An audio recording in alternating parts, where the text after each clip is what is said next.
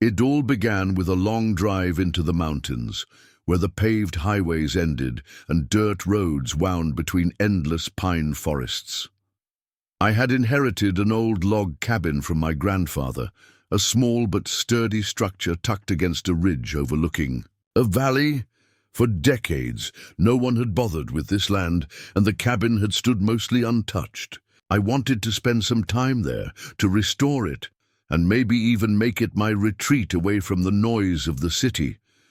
The air was clean, the silence broken only by birds and the occasional rustle of deer through the trees.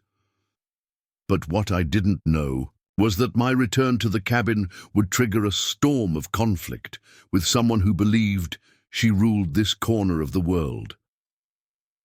On my very first evening, I noticed something strange. At the base of the ridge, I saw freshly painted wooden signs, bold letters declaring private HOA community. They hadn't been there years ago.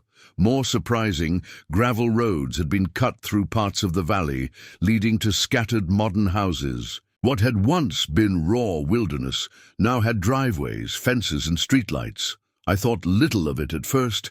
My land was higher up, separate from these new developments. But when I parked my truck outside the cabin and began unloading supplies, I heard the sound of footsteps crunching up the dirt trail. A woman in her late 50s appeared, her blonde hair frizzled in the mountain wind, wearing a polo shirt embroidered with the initials HOA. She carried herself with authority as though she were the mayor of the forest. She looked over my cabin, my truck, even the axe I'd leaned against the porch rail, as if everything about me were an intrusion. She introduced herself as the HOA president and without hesitation told me I was trespassing.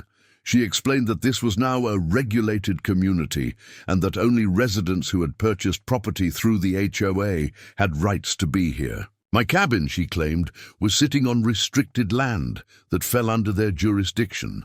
At first, I thought it was a mistake. Surely she didn't know this cabin had been in my family for generations. But when I tried to explain, she waved me off. She insisted that I would need to leave immediately or face fines. Her tone wasn't a request, it was a command. I realized then that this wasn't simply a neighborly misunderstanding. This was someone used to control, someone who thrived on power, someone who believed she could dictate the lives of others simply by declaring herself the authority. That evening, she returned with papers she claimed proved her point. They were poorly copied HOA bylaws, outlining absurd rules about cabin ownership, lawn maintenance, and even the color of permitted paint. None of it made sense in the wilderness, where houses were rare and cabins like mine stood far apart. When I told her I wasn't leaving, she snapped. Her face turned red, her voice sharp. She said she was calling 911, and she did. Right there on the dirt road, she pulled out her phone, called the sheriff's office, and demanded immediate action. She claimed there was an intruder refusing to vacate private HOA land. I stood on the porch, stunned. I wasn't just facing a nosy neighbor. I was up against someone who was ready to weaponize authority against me. By the time night fell, the sound of sirens echoed faintly through the valley. Karen, as I now thought of her, stood smugly at the bottom of the trail, waiting for law enforcement to arrive, confident she would see me hauled away. What she didn't know was that the deed to the land, including not just the cabin, but every acre of forest, valley, and stream for miles around, was still in my name. What she didn't know was that her entire HOA community had been built on land I legally owned. And soon, the truth would hit her harder than she ever imagined. The flashing red and blue lights pierced the mountain darkness as a county sheriff's SUV pulled up the gravel road. The tires crunched loudly on the rocks, and the headlights swept across the front of my cabin. Karen was already standing there like a soldier awaiting reinforcements, her arms crossed, chin high, ready to watch me be dragged away. Two deputies stepped out of the vehicle, their boots heavy on the dirt. They looked first at Karen, then at me, then at the old log cabin behind me. The lead deputy asked what was going on, and immediately Karen jumped into a long-winded explanation. She pointed at me, declaring that I was a trespasser, that this cabin was part of her HOA's territory, and that I was refusing to leave despite repeated warnings. She even waved the copied HOA bylaws in the air as if they were legal documents, shouting about community standards, enforcement powers, and her authority as HOA president. Her voice carried a confidence that only comes from years of getting her way. The deputies listened politely, but when they turned to me, I could see a flicker of doubt in their eyes. Something about her story didn't fully add up. I didn't panic. Instead, I walked back into the cabin and returned with a leather folder that had been kept safely inside since my grandfather's time. Inside was the official deed, notarized and recorded decades ago, detailing not just the cabin lot, but a massive stretch of land covering thousands of acres. When I handed it to the deputies, they studied the papers carefully, their flashlights, illuminating the embossed seals and legal signatures. Their expressions shifted. The lead deputy glanced up at me with raised eyebrows, then turned to Karen. He asked her if she had any actual title documents to back up her claim. For the first time, Karen hesitated. Her bluster cracked. She repeated that the HOA bylaws were binding, that her community had full jurisdiction, and that I had no right to be here without her approval. But the deputies weren't convinced. They explained that bylaws meant nothing without actual ownership, and ownership was determined by deeds filed with the county recorder. That was the moment the smug confidence drained from Karen's face. She stammered, insisting there must be some mistake, insisting that her HOA had been sold the land years ago. But when pressed, she had nothing but flimsy photocopies of rules written by her own board. The deputies made their decision quickly. They told Karen that I was fully within my rights to be on this property, that my deed trumped anything she claimed, and that unless she had legal proof otherwise, there was no trespassing here. They warned her that making false reports to law enforcement was a serious offense. Karen's mouth opened and closed like a fish gasping for air. She wasn't used to being challenged, let alone dismissed by authority. Her face turned red as she tried to protest, but the deputies had already seen enough. They gave me a respectful nod, returned my deed, and told Karen to leave the property immediately. But Karen wasn't the type to accept defeat. As the deputies drove away, she lingered at the edge of the road, glaring at me in the dark. Her expression wasn't just anger. It was calculation. She was plotting.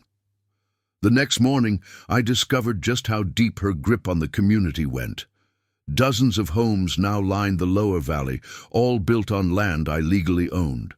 Families had moved in, roads had been paved, utilities installed, and fences erected, all without a single word to me. The HOA had sold lots, collected dues, and built an empire, all under the assumption that the land was theirs. And Karen wasn't just some busybody with a badge of self-importance. She was the architect of it all. She had taken wilderness that belonged to my family and turned it into her own private kingdom. I stood at the edge of the ridge that morning, looking down at the rows of houses, the manicured lawns, the cul-de-sacs, all sitting on my property. Every deed I held, every survey line, every acre proved the truth. They were trespassing, not me. Karen had called the cops on me, thinking she could chase me away from my own land. But now I realized this was bigger than a single cabin or one encounter with the sheriff. This was about an entire community built on lies, and I was about to take it all back. The realization weighed heavily on me. From my vantage point on the ridge, I saw what no one else seemed to notice. The HOA's entire world was built on land that never belonged to them. It wasn't just Karen's arrogance at play. It was years of manipulation, sales, and paperwork, shuffled under the table. That morning I drove into the county seat, a small town 20 miles away, where the courthouse still looked like it hadn't changed since the 1940s. Inside, the recorder's office smelled faintly of dust and old paper. I pulled my grandfather's deed again and asked the clerk to bring up the official records. She typed into her system, scrolled through several entries, then looked up at me with surprise. The records confirmed it. The entire valley, from ridge to creekbed, from forest to road, was still listed under my grandfather's estate, now legally mine. Not a single parcel had ever been subdivided or sold. The clerk leaned back, confused. She asked if I knew that dozens of properties had been developed there, all claiming to be part of an HOA. When I shook my head, she lowered her voice. She said this wasn't the first time she'd seen something like it.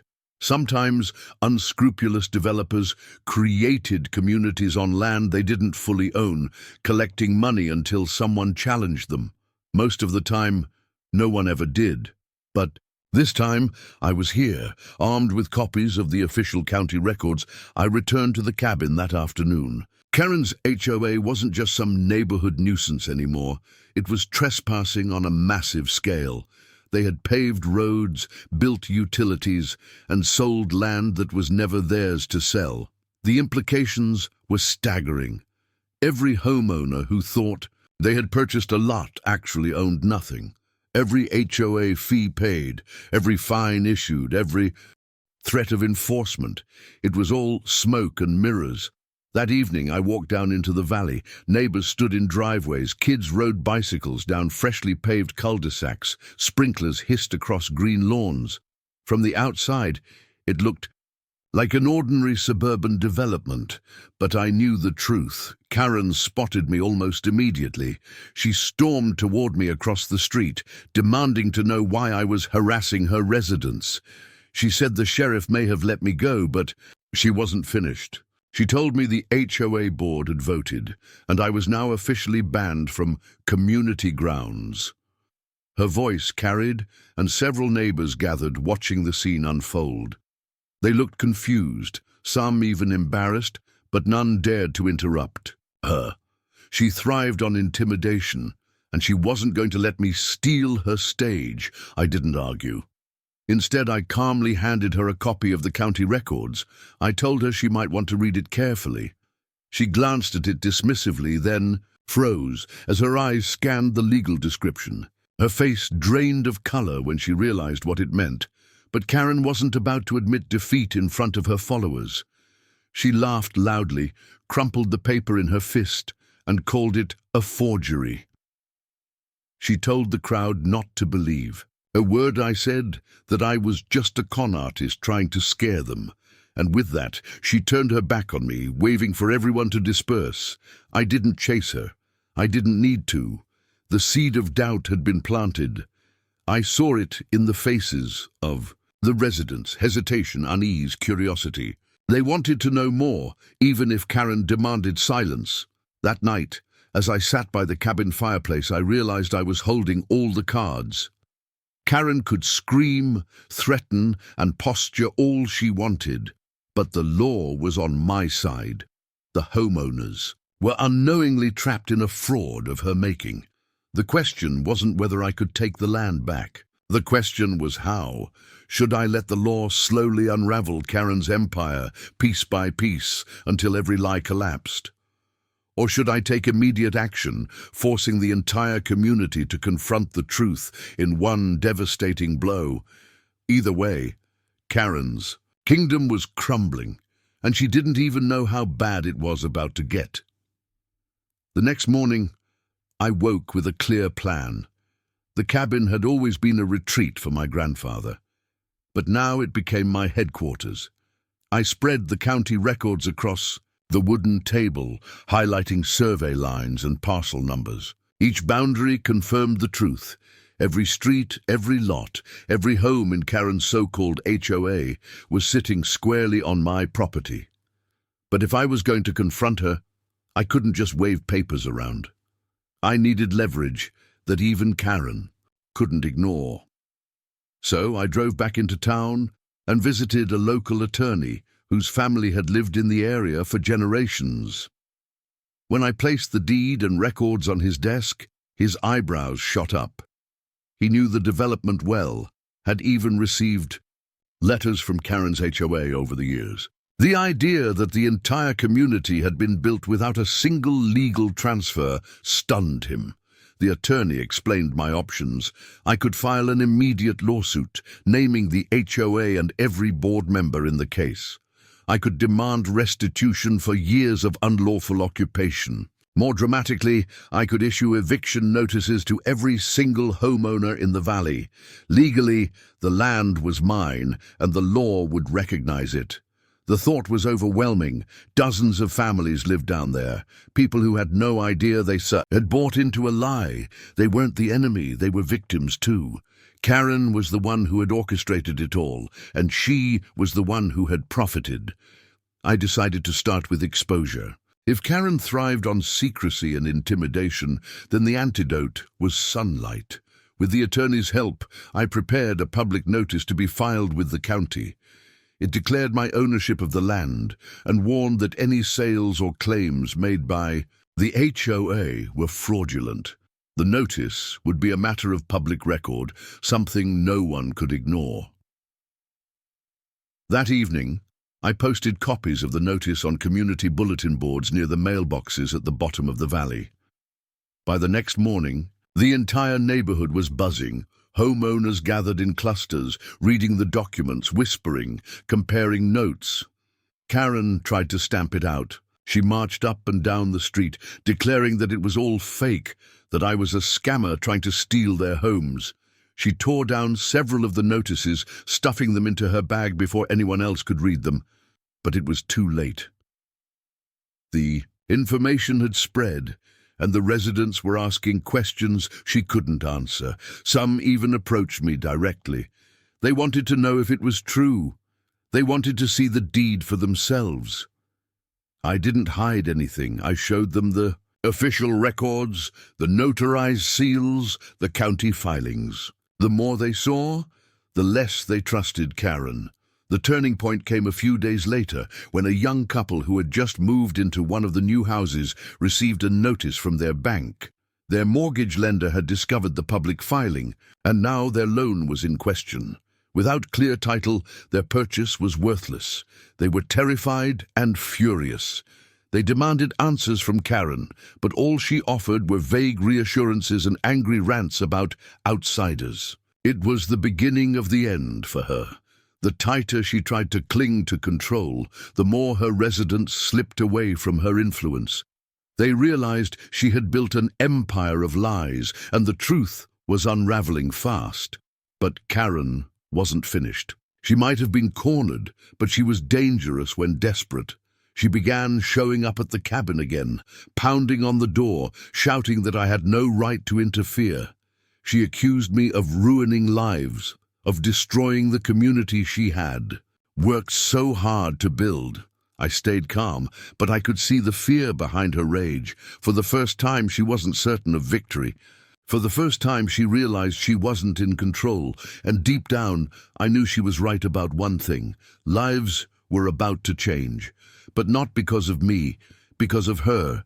Karen had built a kingdom on stolen land, and soon, that kingdom was going to collapse, leaving everyone to see her for who she really was. The fallout spread faster than I expected. Within a week, the HOA neighborhood was in chaos. Mortgage lenders froze loans, real estate agents pulled listings, and whispers of fraud swirled through the valley. Families who had once believed Karen's promises now realized their entire investments were at risk. Every day, more homeowners approached me at the cabin. Some were angry, others desperate, many simply confused. They wanted to know what would happen next. Would they lose their homes? Would they owe money? Would they have to leave? I explained that I had no intention of displacing innocent families. My fight wasn't with them. It was with the woman who had sold them something that wasn't hers to sell. But Karen refused to admit defeat. She doubled down, hosting a fiery HOA emergency meeting in the community center she had built near the entrance. Residents gathered, demanding answers, but Karen shouted them down with the same rehearsed lines. She called me a fraud, claimed I had forged the records, and insisted the county was conspiring against her.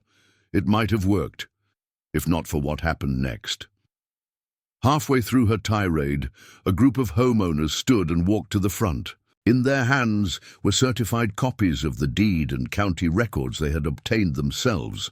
They held them up for everyone to see. The truth was undeniable. The entire crowd saw the evidence with their own eyes, and murmurs turned into outright accusations. Karen tried to scream over them, but the power she had clung to for years evaporated in an instant. People began demanding refunds, threatening lawsuits, shouting at her for destroying their futures. Some walked out altogether, slamming the doors behind them. The empire she had built on intimidation and control was collapsing in front of her. But Karen wasn't done scheming. That night, as the valley simmered with anger and uncertainty, she made her boldest move yet. She went on local television, painting herself as the victim. She claimed she was the target of a smear campaign, that I was a greedy land baron trying to steal homes from hard-working families. She warned viewers that if I succeeded, dozens of families would be left homeless. It was a desperate attempt to sway public opinion, to rally sympathy, to turn the tide against me. But instead, it only drew more scrutiny. Reporters began digging into the history of the HOA, uncovering the lack of legitimate deeds, the false sales, the fabricated bylaws. Each new article chipped away at her credibility until she was no longer the voice of authority. She was the face of a scandal. Meanwhile, I worked with my attorney to formalize the next step. We filed a lawsuit against the HOA and its board, members naming Karen as the central figure in the fraud. The legal process was slow but powerful. With every motion filed, her grip weakened. The homeowners, once loyal subjects of her rule, now turned to me instead. They wanted to know what would become of their community. They wanted security, stability, something Karen could no longer provide. And that's when I made a decision that would change everything. Instead of tearing down the neighborhood, I announced I would create a path for the residents to stay, legally this time. They would have the chance to purchase their lots properly, with clear titles recorded in the county. I wouldn't evict them. I would give them what Karen had promised, but never delivered. Ownership that actually meant something. The relief in their faces was immediate. For the first time, they saw me not as an enemy, but as the rightful landowner willing to make things right. But Karen, she saw it as betrayal. She confronted me outside the cabin late one evening, her voice shaking with rage. She accused me of stealing her life's work, of turning her people against her. Her face was pale, her eyes wild. She warned me that if I thought the fight was over, I was gravely mistaken. And as she stormed off into the night, I realized she wasn't finished. Karen wasn't the type to go quietly. She had built her entire identity on being queen of this valley. And she would burn everything down before letting someone else take her crown. The final confrontation was coming. The storm broke on a grey morning, when the mountain air was heavy with rain, and the valley below my cabin lay wrapped in mist. I had been expecting Karen to lash out, but even I underestimated the lengths she would go to in order to cling to her crumbling empire. At sunrise, trucks rolled into the neighborhood carrying banners, megaphones, and angry slogans. Karen had organized a protest, an entire spectacle designed to paint me as the villain. A crowd gathered at the base of the ridge road leading to my cabin, shouting that I was stealing homes, that I was a fraud, that I was destroying their community. Karen stood at the center, waving her arms like a general rallying troops, her voice hoarse from yelling into a loudspeaker. But something was different this time. The crowd wasn't as large as she hoped.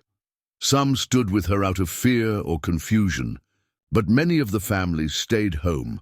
Others openly refused to join. They had read the deeds, spoken with attorneys, and accepted the truth. Karen's voice still carried, but it no longer commanded the valley the way it once had. I stayed calm, watching from the cabin porch. My attorney had advised me not to engage directly, but the situation couldn't be ignored. I gathered the certified deed, the county records, and copies of the lawsuit we had filed, and walked down the dirt trail. The moment I appeared, the shouting intensified. Karen pointed at me like a conqueror spotting her enemy across a battlefield. She screamed into the megaphone that I was a thief, that the law would never stand with me, that I was a parasite preying on innocent families. But when I reached the base of the road, I didn't raise my voice. Instead, I simply held the deed high for all to see. The rain had begun to fall, misting across the papers, but the county seals and signatures were unmistakable. Slowly, the shouts began to die down. People leaned closer, straining to see. Some even took photos, wanting proof for themselves. Karen grew frantic. She rushed forward, tried to snatch the papers from my hand, screaming that they were forged. But before she could touch them, a sheriff's deputy stepped between us. Unknown to her, law enforcement had been watching the situation closely. When the protest began, they'd sent patrols to keep order. Now, standing in the rain, the deputy addressed the crowd. He confirmed what the records had already shown. The land belonged to me. The county had investigated, the deeds were real, and the HOA had no legal authority over the property. The silence that followed was deafening. Neighbors stared at Karen, their faces pale with betrayal. The woman who had once ruled them with fines and threats now stood exposed as nothing more than a fraud. Karen broke. She dropped the megaphone, her voice cracking as she shouted that it wasn't fair, that she had built this place with her own hands, that she deserved the power she had claimed. But no one listened. Her words echoed against the wet pavement, hollow and desperate. The sheriff's deputy placed a hand on her shoulder, informing her she would need to answer to the court, not just for the fraudulent claims, but for the years of deceit, the illegal sales, and the lies told to every family in the valley. As the deputy led her away, the crowd slowly dispersed, leaving only the sound of rainfall on the asphalt. I stood quietly, the deed still in my hand. It wasn't victory I felt, but a heavy mix of relief and responsibility. The land was mine again, just as it had been for generations. But more than that, the families who had unknowingly been trapped under Karen's rule were finally free. In the weeks that followed, the lawsuit moved forward. Karen and her board faced charges of fraud and restitution. The HOA dissolved, its bylaws reduced to meaningless scraps of paper. The families, though shaken, began working with me directly to secure proper ownership of their homes. For the first time, they had real deeds, real security, and the peace of knowing their futures were safe. The valley changed after that. The fear that had once hung over the community vanished, replaced with cautious optimism. People waved when they saw me, not with suspicion, but with gratitude. The cabin on the ridge was no longer a symbol of conflict. It was the reminder that truth, though buried for years, had finally prevailed. And Karen, she faded into silence. Her kingdom was gone, her crown shattered, her power stripped away by the very law she had once tried to use as a weapon. The land was mine, the county recognized it, and the story of the HOA that never truly existed became a cautionary tale for anyone who believed control could ever outweigh the truth. For in the end, authority built on lies will always collapse, and no HOA president, no matter how loud, no matter how ruthless, could change that.